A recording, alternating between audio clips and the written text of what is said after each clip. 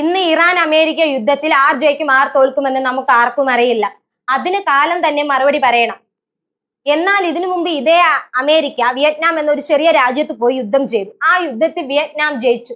ലോക ഭൂപടത്തിൽ ഏഷ്യൻ ഭൂപടത്തിലെ മൂലയിലുള്ള ഒരു ചെറിയ രാജ്യമാണ് വിയറ്റ്നാം. ആ രാജ്യം അമേരിക്ക എന്ന സൂപ്പർ പവർ രാജ്യത്തെ എങ്ങനെ പരാജയപ്പെടുത്തി, എങ്ങനെ മുട്ടുകുത്തിച്ചു, ആ ചരിത്രമാണ് നമ്മൾ ഇന്ന് ഈ വീഡിയോ വ്യക്തമായി കാണാൻ പോകുന്നത്. Welcome to creation of beauty. Vietnam America യുദ്ധത്തിന്റെ അടിസ്ഥാനം രണ്ടാം ലോക മഹായുദ്ധത്തിന്റെ വളരെ മുമ്പാണ് ആരംഭിച്ചത്. വിയറ്റ്നാം, കംബോഡിയ, ലാവിസ് എന്നീ 3 പ്രദേശങ്ങളെയും ചേർത്ത് ഇൻഡോ ചൈന എന്ന പേരിൽ ഫ്രഞ്ച് തങ്ങളുടെ കോളനിയായി വച്ചിരുന്നു. ആ ജനതയെ അവർ വളരെ ക്രൂരമായി ചൂഷണം ചെയ്തു. റബ്ബർ തോട്ടങ്ങളിലും തേയില തോട്ടങ്ങളിലും മണിക്കൂറോളം പണിയെടുപ്പിച്ചു. അവരുടെ സ്വന്തം ഭാഷ പോലും പഠിക്കാൻ അനുവദിച്ചില്ല. അത്രത്തോളം വലിയ ക്രൂരതയായിരുന്നു അതും.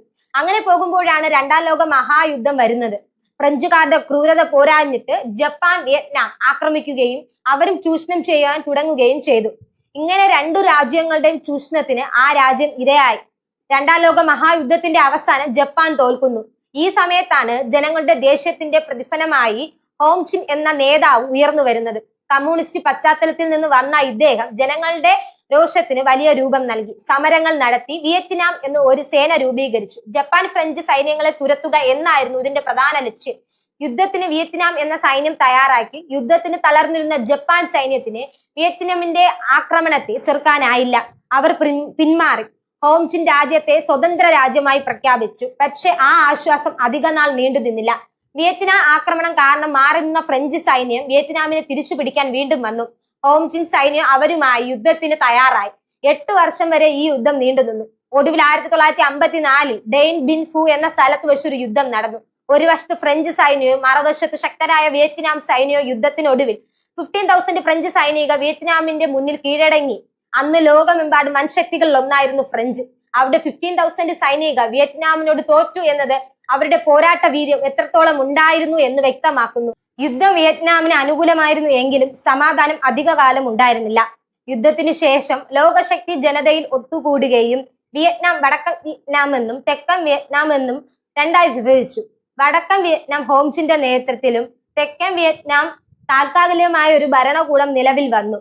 2 വർഷത്തിന് ശേഷം തിരഞ്ഞെടുപ്പ് നടത്തി രാജ്യം ഒന്നിപ്പിക്കാമോ എന്ന് തീരുമാനിക്കാമെന്ന് ഇംഗ്ലണ്ട്, അമേരിക്ക, റഷ്യ, ചൈന തുടങ്ങിയ രാജ്യങ്ങൾ തീരുമാനിച്ചു. രാജ്യത്തെ ഭൂയിക്കുന്നതിൽ പ്രധാന പങ്കു വഹിച്ചിരുന്നത് അമേരിക്കയായിരുന്നു. ഹോംചിൻ ഒരു കമ്മ്യൂണിസ്റ്റ് നേതാവായിരുന്നു ഇതിന് കാരണം. കമ്മ്യൂണിസ്റ്റിനെ അമേരിക്കയ്ക്ക് ഒട്ടും ഇഷ്ടമില്ലായിരുന്നു. കൂടാതെ ഹോംചിൻ റഷ്യ, ചൈനയെ പിന്തുണയ്ക്കുകയും ചെയ്തു. അതുകൊണ്ട് ആ മേഖലയിൽ പുതിയ ഒരു കമ്മ്യൂണിസ്റ്റ് രാജ്യം ഉണ്ടാകരുത് എന്ന ലക്ഷ്യത്തോടെ വിയറ്റ്നാമിനെ വിഭജിക്കാൻ അമേരിക്ക ശ്രമിച്ചു. റഷ്യ, ചൈന ഇതിന് സമ്മതിച്ച്. രണ്ടാം ലോക മഹായുദ്ധം കഴിഞ്ഞ് ലോകമൊന്ന് ശാന്തമായ സമയം കൊണ്ടാണ് അമേരിക്കയുമായി മറ്റൊരു യുദ്ധത്തിന് അവർ തയ്യാറല്ല എന്നത് കാരണമാക്കി. കൂടാതെ പോലെ തിരഞ്ഞെടുപ്പ് നടന്നില്ല. വടക്കൻ വിയറ്റ്നാമും ഹോംചിന്റെ നിയന്ത്രണത്തിലായി. തെക്കൻ വിയറ്റ്നാം അമേരിക്ക തങ്ങളുടെ അനുകൂലമായ ഒരു പാവം സർക്കാരിനെ സൃഷ്ടിച്ചു. ഇത് ജനങ്ങൾക്കിടയിൽ വലിയ പ്രതിഷേധവും പോരാട്ടത്തിനും കാരണമായി തീർന്നു. അങ്ങനെ ഇരിക്കെ 1964 ഗൾഫ് ഓഫ് ടോക്കിൻ സംഭവം നടന്നു. വടക്കൻ വിയറ്റ്നാമും സൈന്യവും തെക്കൻ വിയറ്റ്നാമിലെ അമേരിക്ക യുദ്ധക്കപ്പൽ ആക്രമിച്ചു എന്നാണ് പറയപ്പെടുന്നത്. ഇതിന്റെ സത്യാവസ്ഥ ഇന്നും ഒരു തർക്കവിഷയമായി തുടരുന്നു. എന്തായാലും ഇതൊരു കാരണം കാണിച്ച് അമേരിക്ക പൂർണ്ണമായി യുദ്ധത്തിന് തയ്യാറായി. അടുത്ത കുറച്ച് വർഷങ്ങൾ വിയറ്റ്നാമിന്റെ ചരിത്രം രക്തം കൊണ്ട് എഴുതപ്പെട്ട യുദ്ധമായി മാറി. ഓപ്പറേഷൻ റോളർ തണ്ടർ എന്ന പേരിൽ വടക്കൻ വിയറ്റ്നാം മേൽ അമേരിക്ക കനത്ത ബോംബ് വർഷണം നടത്തി. BC 52 വിമാനങ്ങൾ രാപ്പകൽ ബോംബുകൾ വർഷിച്ചു. മറുവശത്ത് കീറിയ വസ്ത്രങ്ങൾ ധരിച്ചു കാർഷിക സൈനികരെങ്കിലും അവിടെ മനസ്സിൽ ധൈര്യം കുറവില്ലായിരുന്നു. വിയറ്റ്നാം സൈന്യത്തിന്റെ ആക്രമണം തടയാൻ അമേരിക്ക തങ്ങളുടെ സൈനികരുടെ എണ്ണം 85,000-ൽ നിന്നും 5.5 ലക്ഷം ഉയർത്തി. അമേരിക്കൻ സൈന്യത്തെ നേരിടാൻ വിയറ്റ്നാം 2 പ്രധാന തന്ത്രങ്ങൾ ഉപയോഗിച്ചു. ഒന്ന്, ഗറില്ല യുദ്ധമുറ. കാടുകൾ നിറഞ്ഞ വിയറ്റ്നാം അമേരിക്കൻ സൈനികർക്ക് വഴി അറിയില്ലായിരുന്നു. വിയറ്റ്നാം സൈനികർ കാട്ടിനുള്ളിൽ ഒളിഞ്ഞിരുന്ന് ആക്രമിക്കുകയും അപ്രസിദ്ധരാകുകയും ചെയ്തു. ഇതിനെ നേരിടാൻ അമേരിക്കയ്ക്ക് ആയില്ല. മറ്റൊന്ന്, വിയറ്റ്നാം നിർമ്മിച്ച ഭൂഗർഭ തുരങ്ക ശൃംഖശാല. ഇതിനെ കൂശി തുരങ്കങ്ങൾ എന്നാണ് വിളിക്കുന്നത്. ഭൂമിക്ക് താഴെ 3 തട്ടുകളായി 250 കിലോമീറ്റർ നീളമുള്ള ഈ തുരങ്കങ്ങൾ നിർമ്മിച്ചിട്ടുണ്ട്. ഈ തുരങ്കങ്ങൾക്കുള്ളിൽ സൈനികർക്ക് താമസിക്കാനുള്ള സ്ഥലം, വീട്, ആശുപത്രികൾ, സ്കൂൾ, കമാൻഡ് സെന്ററുകൾ, അടുക്കള, വിശ്രമിക്കാനുള്ള തിയേറ്ററുകൾ വളരെ ഉണ്ടായിരുന്നു. അമേരിക്ക ആക്രമണം തുടങ്ങും മുമ്പേ അവർ ഇത് തയ്യാറാക്കിയിരുന്നു. അമേരിക്ക സൈന്യത്തിന് ഈ തുരങ്കങ്ങളെ കുറിച്ച് അറിയാൻ വൈകിയിരുന്നു. അറിയാൻ കഴിഞ്ഞെങ്കിലും അതിനുള്ളിലേക്ക് കടക്കാൻ അവർക്ക് പറ്റിയില്ല. കാരണം തുരങ്കത്തിന്റെ പ്രവേശന കവാടം വളരെ ചെറുതായിരുന്നു. വിയറ്റ്നാം സൈനികരുടെ ചെറിയ ശരീര പ്രകൃതിയെ അനുയോജ്യമായ രീതിയിലാണ് ഇവ നിർമ്മിച്ചിരുന്നത്. വലിയ ശരീരമുള്ള അമേരിക്കൻ സൈനികർക്ക് അതിനുള്ളിലേക്ക് കടക്കാൻ കഴിഞ്ഞില്ല. ഇനി കടക്കാൻ തന്നെ ഉള്ളിലേക്ക് കുഴിബോംബും വിഷപ്പാമ്പും പലതരം കെമിക്കലും ഉണ്ടായിരുന്നു. ഇതിനെ തകർക്കാൻ ടണൽ റെസ്ക്യൂ എന്ന പ്രത്യേക സംഘത്തെ അമേരിക്ക നിയോഗിച്ചു, എങ്കിലും ബലമുണ്ടായില്ല.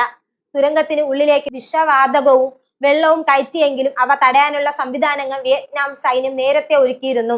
1968 ജനുവരിയിൽ വിയറ്റ്നാം സൈന്യവും അമേരിക്ക സൈന്യത്തിന് മേൽ വലിയൊരു ആക്രമണം നടത്തി. ഒരേ സമയം 100-ലധികം സ്ഥലങ്ങളിലാണ് അവർ ആക്രമിക്കപ്പെട്ടത്.